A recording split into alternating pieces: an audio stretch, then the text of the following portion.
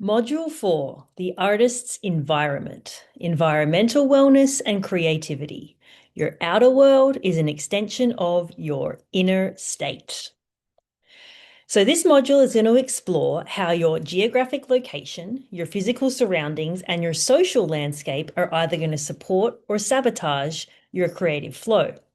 So, after we've aligned our mind, our body, and our soul in the first three modules, now it's time to assess your external environment. So, the mind, the body, and the soul is all about you personally and physically, but you've got to take your container, your environment into consideration as well. So, creative wellness is holistic. You've done the internal work, as I said, mind, body, and soul. Now, your environment or the container must reflect it. If your home, studio, digital life, or social circles feel chaotic or draining, that will mirror back into your inner world. You're always curating, whether you're consciously or unconsciously doing it. So let your space, your people, your habits, and your energy reflect who you are. Remember that environmental wellness is a foundational need on the base of Maslow's pyramid. And I'm going to keep referring to that because that is one of our fundamental needs on the base of the pyramid. And as human beings, we need to take care of our basic needs, and environmental wellness is in that foundation. It is essential for any artist to feel safe, inspired, and free to create. And that is why curating your environment is so, so, so important. So, one of my favorite quotes as it relates to this module is go where you are celebrated. And that comes from Katie Eden Todd, who is an amazing Australian therapist. I really recommend that you do a little research and deep dive into her. She's got some incredible resources online, and she has a really interesting archetype type of therapy where she puts things into archetypes that are based on your personalities. And it's a really, really worthwhile exercise doing if you're interested in that. Katie Eden Todd. And this is her quote: go where you are celebrated. So ask yourself that question: where do you live? Because where you live affects how you feel, it affects how you create, how you rest, and how you engage with the world. Your city, your town, or even your country is an energetic container that's either going to support your creativity or it's going to work against it. So take a moment to think about where you feel most alive. And as it says here in the quote, where do you feel celebrated?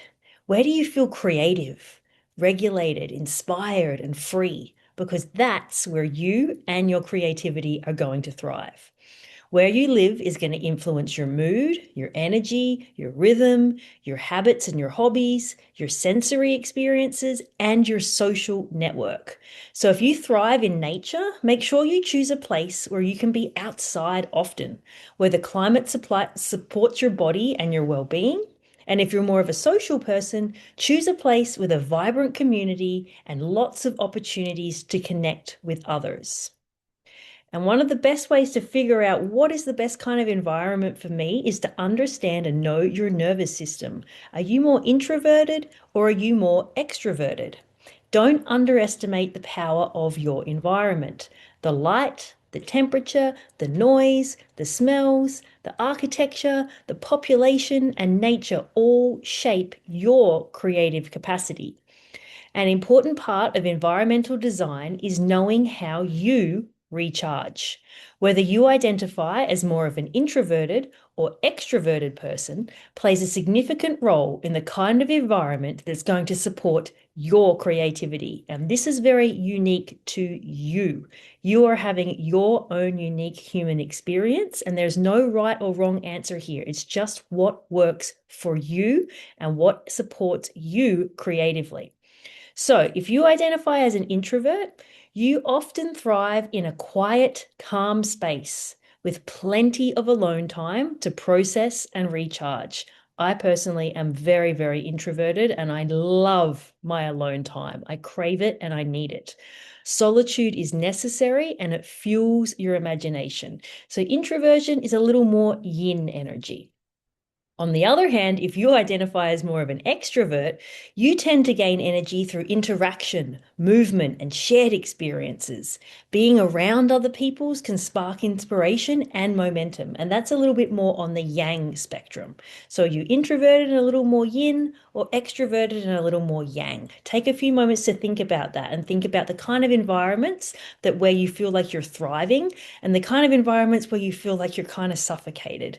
And then identify, am I more introverted or am I more extroverted? And as I said, there's no right or wrong answer, but understanding your natural rhythm, your unique rhythm, will help you design an environment that nurtures rather than depletes you and your creative energy. It's also really important to curate your environment for your senses. Because creativity is a sensory experience, right? And human beings, we are sensual creatures. We feel things in our bodies. So think about the textures, the smells, the sounds, and the colors in your space, because they all speak to your nervous system before your conscious mind can register them. And this is what we're talking about, being in the body and having a somatic experience. Most of the time, your body and your nervous system will pick up things before your mind intellectually does. And most creative people, and I touched on this earlier, are usually very sensitive or even identify as highly sensitive people or an HSP. They process sensory input very deeply and they're more attuned to their environment than the average person. This means that clutter, harsh lighting, loud noises, chaotic energy, and disruptive colors and textures can feel very, very overwhelming to a highly sensitive person. Take a moment to think about that. If you're somewhere where there's just a bunch of stuff and clutter everywhere, the lighting's really harsh, there's noise and stuff going on, there's chaos and people and stuff going on, do you feel like you are like thriving in that environment, or do you feel very, very overwhelmed? Pay attention to all these little nuances as they show up in your environment because they're telling you things. They're telling you where you're going to thrive and where you're not. And you have the power to curate and choose where you're going to be spending your time, particularly when you're in a creative process. So over time, these seemingly small sensory stresses can really drain your energy and, disrupt your focus. But on the flip side, if you are in a well-curated sensory environment that can be very regulating, it can be very nourishing, and it will really activate your creativity. Set yourself up for success and create an environment that really allows you and your senses to thrive and not be chaotic. When you intentionally curate your space around your senses, you're creating the environment for clarity, presence, and creative flow. And that is what we want.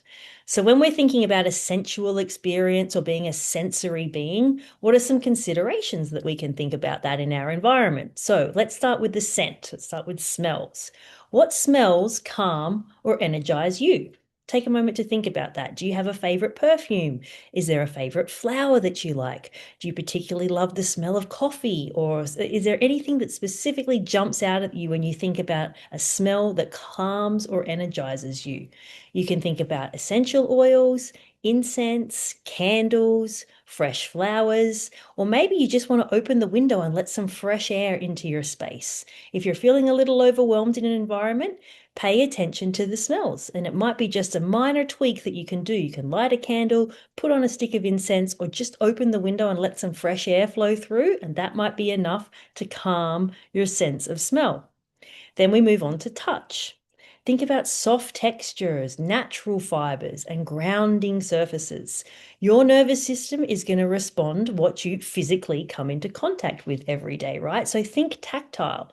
If you want a nice calming and soft environment, put pillows, put throw rugs, put like nice soft blankies and things like that are going to make you feel good, that feel good to the touch and make you feel supported. That's going to have a huge impact on your overall well-being. Then also consider your sight, what you're seeing in your environment. Choose a color palette that reflects your energy. This could be very neutral and calming if that's your thing, or maybe you want lots of vibrant colors in a very energizing space. Again, no right or wrong here, it's just up to you. Keep visual clutter to a minimum to create mental space, and always pay attention to the lighting. Lighting is a really, really big one. If you're under harsh fluorescent lighting, there's no windows and no natural light, it can be very, very difficult to be creative in spaces like that. That's personally why I got so burned out in the corporate world, is because I could not stand the office environment. It felt so suffocating and so unnatural to me. So now I like to be in spaces that have huge windows, lots of natural light, lots of fresh air flowing, because that's where I feel my best, that's where I thrive, and that's where I do my best creative work. So really, really sit with these questions and these things and think about, how am I going to support myself and my creativity through my senses? Another really important one is sound. Notice how different environments affect your ability to focus. Use music, silence, or ambient sounds to create an audio atmosphere that supports your work. And notice environments where you feel very overwhelmed. If you're in a place where you can hear lots of traffic, sirens, cars, people screaming, babies crying, that is not an environment that's going to be a nice, gentle place for you to be creative. Pay attention to the sounds. Pay attention, as we say here, to the sense, your touches, your sight, and the sounds that are in your environment. They will play a huge, huge, huge factor into your overall well-being and creativity. And so we touched on sound, but let's elaborate a little further. The vibrational power of sound. Sound isn't just something that we hear, it's also something that we feel. Sound transmits vibrations that our bodies physically respond to. Many sound healing practitioners tune their instruments to 432 hertz, which is a frequency that's often described as the natural tuning of the earth. 432 hertz is widely believed to be in harmony with the Schumann resonance, which is the Earth's electromagnetic pulse. And if you're not familiar with like these numbers, 432 hertz, what's the Schumann resonance, what's all this vibrational sound, what does this mean? I really encourage you to deep dive this. It's really, really fascinating. And this idea suggests that when we are immersed in sound at this frequency, at this 432 hertz, our bodies and our energy fields begin to resonate with the earth itself, creating a state of relaxation and feeling grounded. And how does sound show up for us in creative wellness? Well, because the human body is made up of roughly 60% water, and water is a powerful conductor of vibration, these frequencies don't just wash over us, they literally move through us. If you've ever been next to like a huge sound system at a concert, if you've ever stood next to like bells that are ringing at a church or anywhere where you hear sound vibrating, you don't just hear it, you feel it in your physical body. Sound isn't just something we hear, it's a vibrational feeling through our bodies. Each cell, each organ, and each energy center or chakra is affected.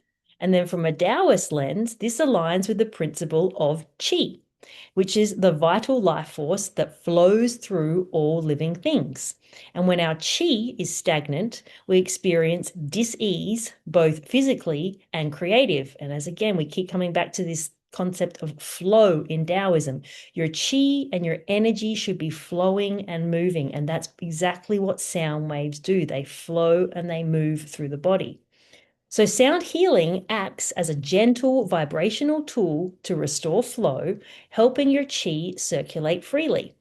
This becomes especially relevant for creative wellness when you realize that creativity requires flow, right? Everything needs to be in a fluid, flowing state.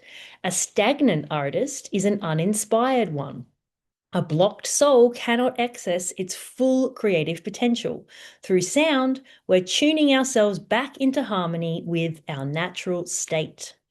And sound can be one of the most subtle yet profound creative wellness practices to work with. When we listen deeply, we create more authentically from a place that's not forced but felt. a place that flows.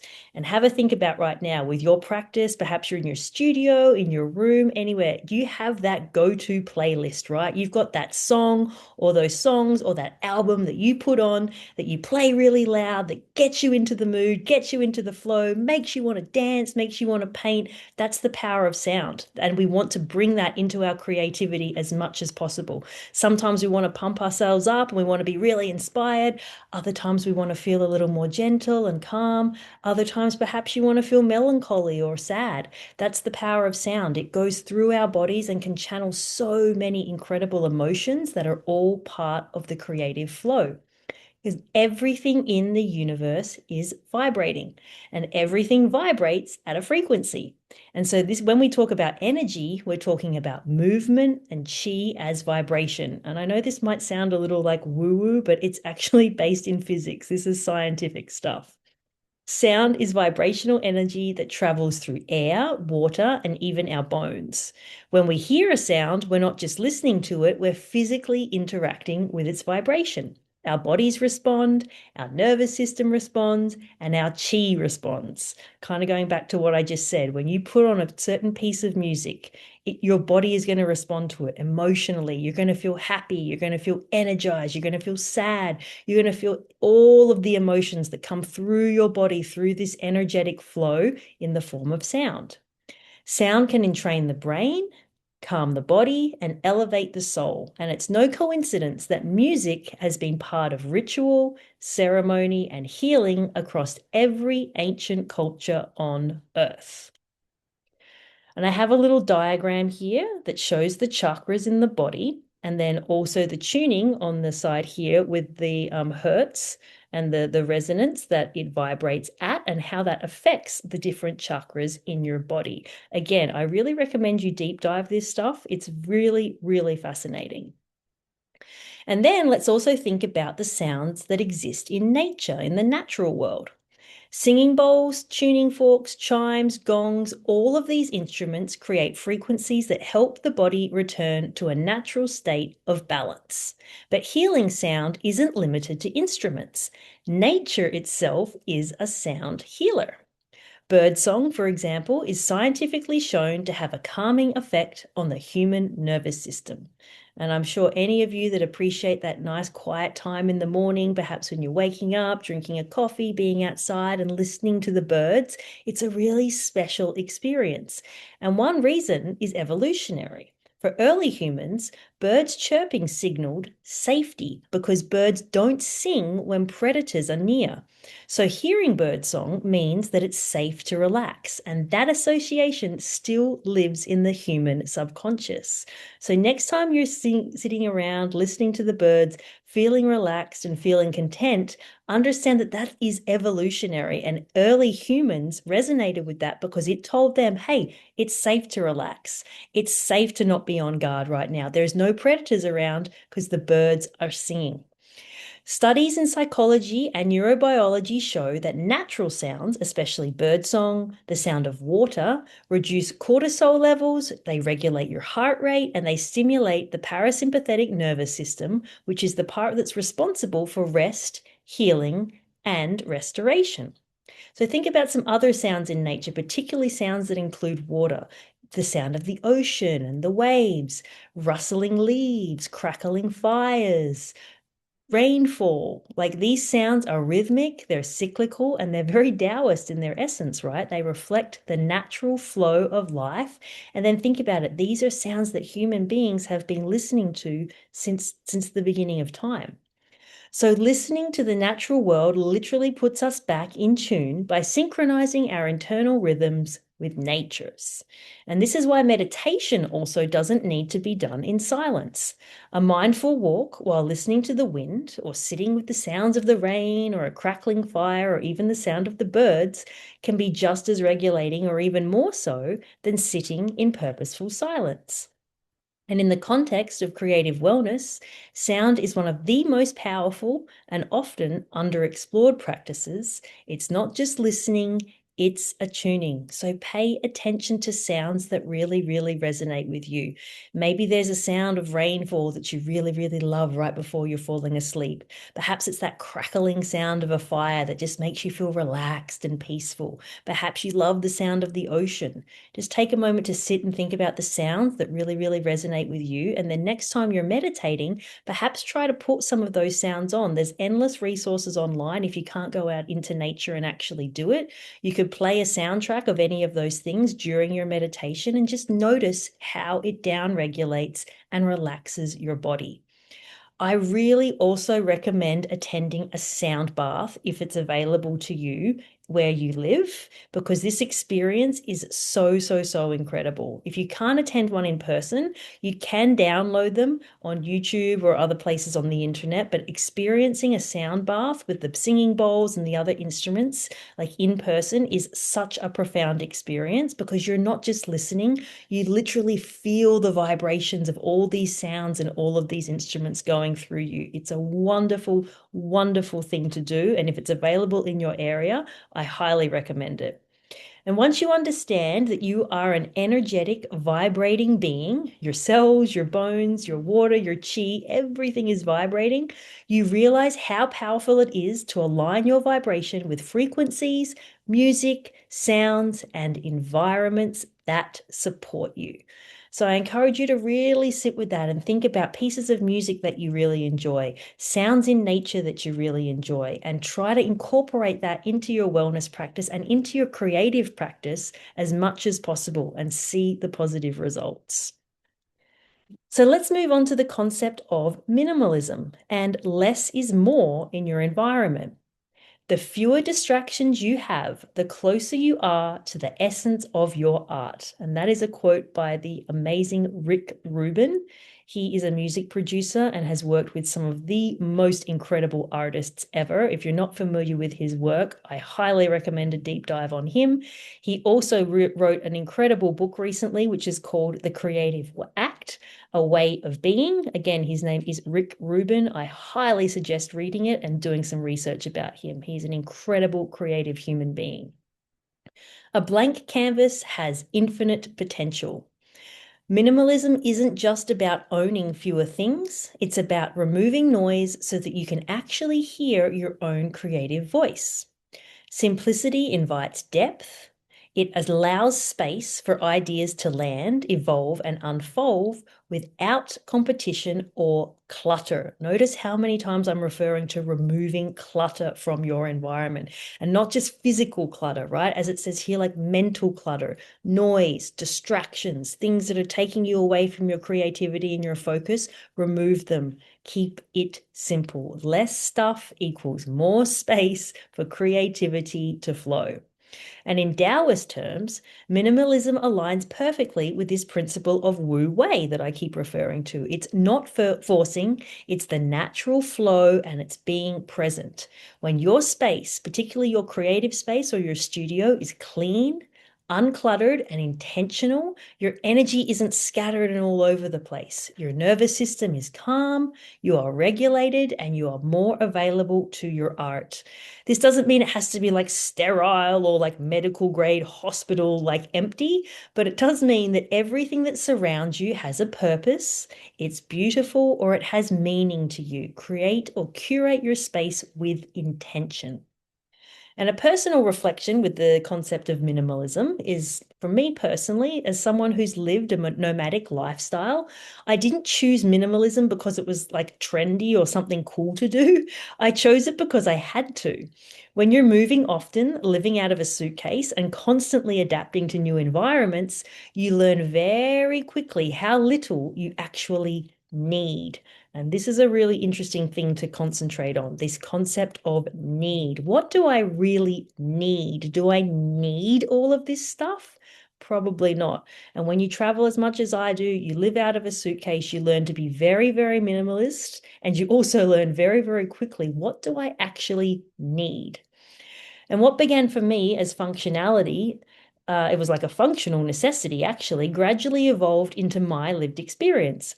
Minimalism became my creative rhythm and my way of being. I now find peace in blank spaces, inspiration in silence, and freedom in not being owned by my belongings. Actually, the fewer things I have, the more liberated I feel. And as someone who has chosen freedom as one of my five core values, feeling free and feeling liberated by not owning things is a huge component in my well-being. So if freedom came up for you in one of your five core values, have a think about feeling liberated and free from things and stuff and having a bunch of stuff that you don't actually need. And, as a side note on all of this, the urge to like acquire and hoard things often stems from an unresolved internal craving or need to fill some kind of a void. It's not actually a lack. So be really mindful of this and observe how you really feel when the urge to accumulate arises. Like hold yourself accountable. Next time you go to make that impulse purchase or you want to buy something, take a moment to think, do I really need this? Or just in the moment, is this just something that I think I need for right now? Someone once told me that a good exercise to do is like if you feel like you need to buy something, like give it 24 hours and then come back and see if you still really, really want it. A lot of the time, it is just an impulse. So train yourself to be more in this minimalist mindset and ask yourself the question, is this something I need? And something else I'd like to reiterate here is like consuming less and creating more. Because think about consuming, right? You're just taking, it's very input, input, input, input. But when you're creating, it's output. So you've got to have a balance between the two, right? Yes, you need to consume some things, but then you need to create as well to have the output. But if you're just input, input, input, creating, I'm sorry, consuming, consuming, consuming all the time, you don't leave any space for the output. So consume less, create more. Something else that's really, really important for this module is the fact that people are part of your environment and you become the average of the five people you spend the most time with. So take a moment to think about that as well. Think about the five people that you spend the most time with in your life. And now think about the fact that you're going to become the average of those five people and think about if that's the kind of person that you want to be. Because your environment isn't just physical, it's energetic, and nothing affects your energy more consistently than the people you allow into your environment. The people closest to you are going to shape how you think. They're going to shape what you believe is possible. They're going to shape how you speak to yourself, how you view your creativity, your path, your purpose, everything. If you're constantly surrounded by people who are critical or draining, that energy is going to begin to wear on your nervous system and on your creativity. Over time, it's going to chip away at your clarity, your confidence, and your ability to stay connected to your creative self. But on the other hand, if you surround yourself with people who celebrate you, celebrate your wins, support your dreams, and see you clearly for who you are, they love your creativity and it's going to expand. You feel safer to take risks, you feel safe to share your ideas, and you feel safe to be yourself. So you're going to keep showing up authentically. These are the kind of people that you want to have in your life. Curate your inner circle the same way as you would curate your space, as we've been speaking about. Surround yourself with people who celebrate your wins. They don't secretly resent you. They talk about ideas, growth, creativity, and self awareness. They encourage your evolution. They don't try to keep you small. They speak truthfully, kindly, and with integrity, and they inspire you just by being who they are. And then on the flip side of that, let go of people who constantly gossip or complain, dismiss your dreams or drain your energy, expect you to shrink down to make them more comfortable. This is a big one. And stay the hell away from people who do not reciprocate. Like, do not go there. Not everyone gets a front row seat to your creative life, and you are allowed to protect your energy. Some people are going to pull you backwards, and others are going to energize you and push your path forward in inspirational ways. Learn the difference between the two and act accordingly. It is so, so, so important. So there's a little exercise that we can do here on this subject, which is called auditing your circle and curating your network with intention. So for this exercise, grab two pieces of paper and something to write with.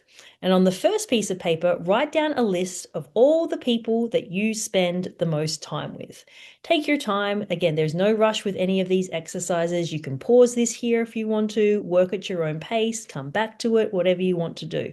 But take two pieces of paper, and on the first, write a list of all the people that you spend the most time with. And now grab your second piece of paper and divide it into 3 columns. You can just put some lines down there. You can fold it however you want to do. So your first piece of paper has the list of the people's names, and your second piece has 3 columns on it. And in the top of those columns, write energizing, neutral, and draining. So take a few quiet moments to study the names on the list on the first piece of paper, and then notice what comes up. And then think about those words that you wrote down: energizing, neutral, and draining. And write the name of that person that's on that first list onto or underneath the column as it describes them. Is this person energizing? Are they neutral? Or are they draining? Don't filter yourself and trust your intuition. Nobody else is going to read this. This is an exercise for you. Don't feel guilty. Don't feel like you have to censor yourself or hold back. Be honest with yourself and do this intuitively. You don't have to make any sudden moves, but awareness about this is the first step, right? Once you see this clearly, you can start adjusting how much access each person has to your time, your energy, and your creative space. You don't owe anyone access to your life, and loyalty to your growth is not selfish. It's a necessary act of self-respect. The people around you are either reinforcing your expansion, or they're resisting it. So choose wisely. People are part of your environment, and it is so crucial that you choose to surround yourself with the right people.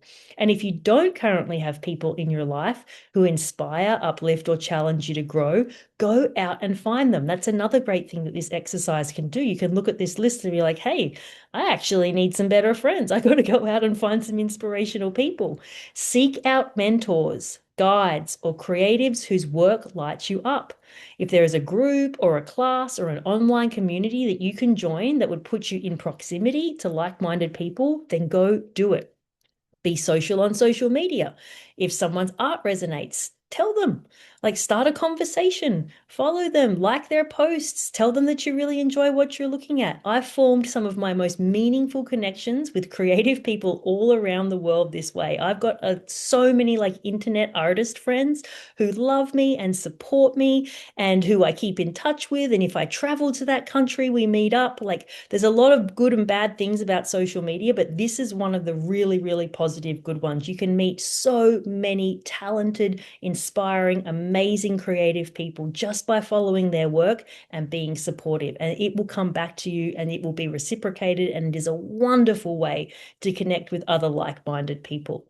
If you're missing support, don't wait for it to show up. Extend the invitation and connect with others. Curate your circle just like you curate your space, with intention, with clarity, and with alignment. Your people are part of your environment, and it is so important to have the right ones around you. And always, always go where you are celebrated with the flamingos. And someone else who I really, really loved on my journey of curating my environment is the Japanese tidying expert Marie Kondo. If you're not familiar with her, I really recommend that you do some research onto her. She has a couple of great books, and her philosophy towards keeping your spaces tidy and what you should be keeping and how you can like live in a more minimalist way is really, really amazing. And a quote from her that I love is, the question of what you want to own is actually the question of how you want to live your life. And I feel that's just so poignant with what we're talking about here, about curating a life that's a work of art and curating an environment that's going to support that. Marie Kondo's method of tidying is about transforming your relationship with your space and your things. Her work comes from a foundation of respect, presence, and intentionality. It's all about aligning your external world with your inner truth, which is what this module is all about. Her approach beautifully complements Taoist philosophy, which values simplicity and energy flow as well foundations for well-being. So some of the key principles of her philosophy is only keep what sparks joy. You've probably heard this. Joy is an energetic frequency, and what you surround yourself with impacts your vibration. When you touch an object, tune into your body. Does it spark joy? If not, it's no longer aligned. When you see an object, does it make you smile? Does it make you happy? Then yes, keep that in your environment. If not, it might be time to get rid of it. Joy doesn't always mean happy or aesthetic. It might mean comfort, inspiration, usefulness, or peace. It's really about having things in your space that are intentional and they are there because they bring you joy or because they are useful to you. And that's the second point here. Function is important. Keep what is useful. Everything should have its purpose and its place. And when we live in harmony, each object supports flow. Marie Kondo emphasizes that utility is a form of joy. A sharp pen, a favorite mug, a beautiful paintbrush. These things support your daily rituals and are worthy of being honored. But keeping something just in case that hasn't been used in years, that is fear-based and it's not flow-based, and it's best to get rid of it. And something else I love about her practice is letting go with gratitude. One of the most beautiful aspects of the Marie Kondo method is the ritual of saying thank you to the items that you release or let go of. Taoism also teaches non-attachment. You can love something, honor what it gave you, and then let it go. Gratitude creates closure, which frees up your energy, and holding on to things out of guilt or obligation or identity traps you in the past. Non-attachment is the way forward. And why does a tidy environment matter for creative wellness? So Marie Kondo's work is energetic and it's about alignment. When your environment is curated with intention and it is reflective of who you truly are, it supports your focus and your presence. It reduces decision fatigue because you don't have just a bunch of stuff everywhere. You just have what you need and it's intentionally being curated. It prevents overwhelm and overstimulation. It encourages beauty, clarity, and inspiration, and those are so important for your creativity. And it anchors you into your values and your creative identity. Just as the Tao flows through open space and stillness, your creative energy flows best in an environment that's not overfilled or overcluttered, where you're not overstimulated and you're not suffocating with things and stuff and mess everywhere. Curating your environment is key to curating a life that is a work of art. And I really recommend that you do some research on Marie Kondo to learn more about her philosophy. It's a wonderful, wonderful, wonderful way to curate your space. And we've got a little activity that we can do here based on that. So it's all about curating your space with intention. So set aside some time to curate and tidy your studio, your office, or wherever you're working creatively, your creative workspace. Take all of your things out and place them on the floor or on a table. Hold each item, feel its energy, and ask, does this spark joy? Is this something useful to the life that I'm building? Or is this some relic of the past that I don't really need anymore? And only keep what aligns with you. And the rest of the things, you can release them and say thank you for what they did. They got you where you are, but they're not going to take you where you need to go.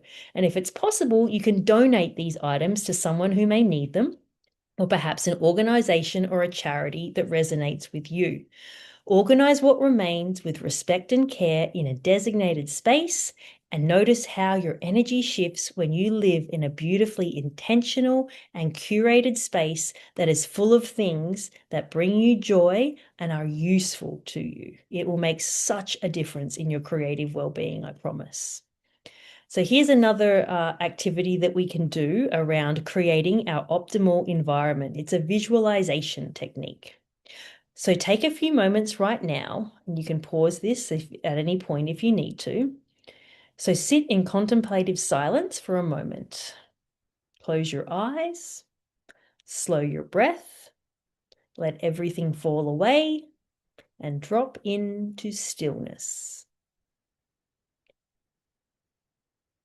And now, while you're in this nice relaxed state, start to visualize your optimal environment for creativity and well-being. Ask yourself these questions. Where are you right now? What does this space look like? What do you see when you look around? Do you see walls? Do you see windows? Do you see nature? Do you perhaps see people? What is the temperature like? What is the light like? Are there any sounds, or is it quiet? Are you alone? Are there animals nearby? Friends? A creative community?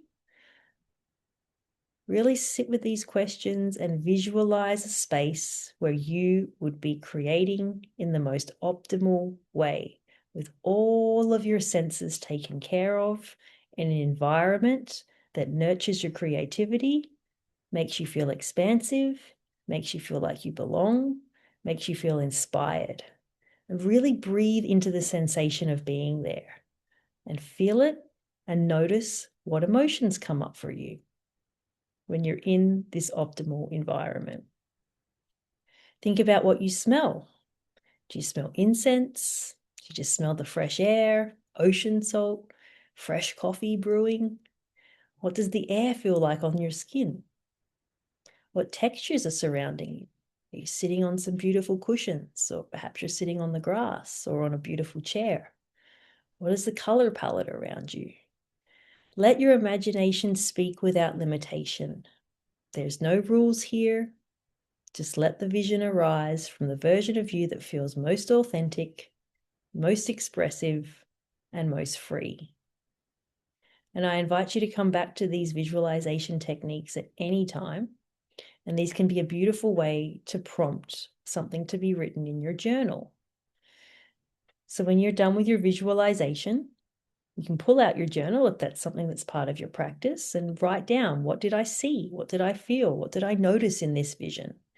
What about that environment felt expansive and inspiring?